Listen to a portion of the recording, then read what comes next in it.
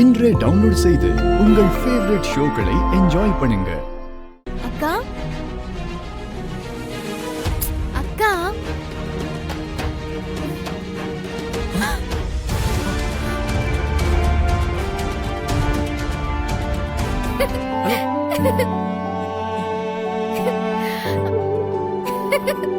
ஏங்க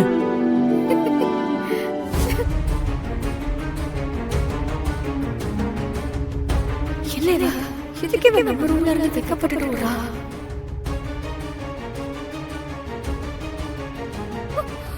என்ன நடந்துட்டு இருக்க வருண் நீ? ஏய் சாரா, என்ன நடக்குதுங்க?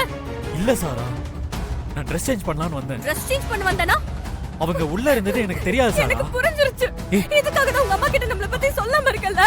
ஐயோ சாரா, நீ நினைக்கிற மாதிரிலாம் எதுவும் இல்ல. நான் இங்க Dress சேஞ்ச் பண்ண வந்தேன். அவங்க ஆல்ரெடி உள்ள இருந்தாங்க. அத நான் கவனிக்கல. சத்தியமா இங்க நடக்கிறதெல்லாம் பார்த்தா எனக்கு சரியாவே படல வருண். இதெல்லாம் கோஇன்சிடென்ஸ்னு நீ சொல்ல வர. இத நான் நம்பணுமா? ஐயோ சாரா, கோவில் அவளுக்கு பொட்டு வச்சதுல இருந்து அவளை மீட் பண்ணதுல இருந்து எல்லாமே நீ பிளான் பண்ணி தான் பண்ணிருக்க. சத்தியமா அந்த மாதிரிலாம் எதுவும் இல்ல. என்ன பார்த்தா முட்டாள் மாதிரி இருக்கா Varun. Hey baby, what is this? ஏன் இப்படி சந்தேகப்படுற? சந்தேகப்படுற மாதிரி தான் வருண் எல்லாமே நடக்குது. அப்படி பார்க்காத சாரா, நான் உன்னை மட்டும்தான் லவ் பண்றேன். இதெல்லாம் விட நீ இந்த காம்படிஷன்ல கலந்துக்கிறதான மோட்டிவே அம்மாவை இம்ப்ரெஸ் பண்ணணும்ல. தயவு செஞ்சு நீ அதில் ஃபோக்கஸ் பண்ணு. ப்ராமிஸா, இனிமே அந்த பொண்ணு இருக்கிற பக்கமே நான் தலை வச்சு படுக்க மாட்டேன். ஏதோ சொல்ற. இதுக்கப்புறம் உன்னை அந்த பொண்ணு கூட நான் பார்க்கவே கூடாது. சரி.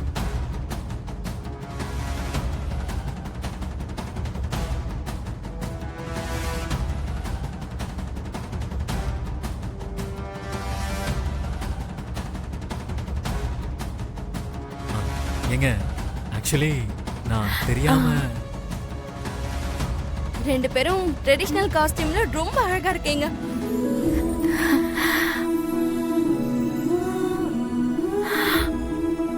நீங்க ரெண்டு பேரும் சேர்ந்து தான் இன்னைக்கு ஈவென்ட்ட ஹோஸ்ட் பண்ண போறீங்க.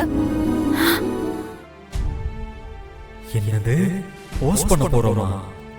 ஏற்கனவே சாராவுக்கும் எனக்கும் வெண்ணிலாவால நிறைய பிரச்சனை.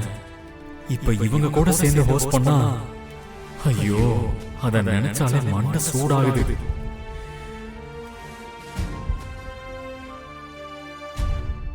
சார், என்ன ஆச்சு?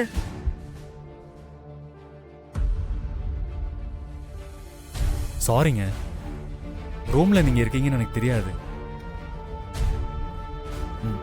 நான் எதுவும் பார்க்கல. நீங்க என்ன தப்பா நினைச்சுக்காதீங்க. ஐயோ, நான் எதுவும் தப்பா நினைக்கலங்க.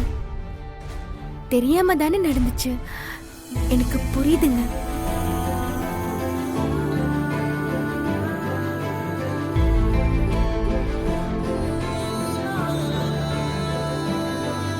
ஆமா, இந்த புடவை அண்ணாமலை ஆண்டி தான் கொடுத்தாங்க. ரொம்ப ஸ்பெஷலான புடவைன்னு. ஏன், என்னாச்சுங்க? ஆஹா இல்ல, இது நான் டிசைன் பண்ண சாரி. அம்மனுக்காக டிசைன் பண்ண சொல்லியிருந்தாங்க.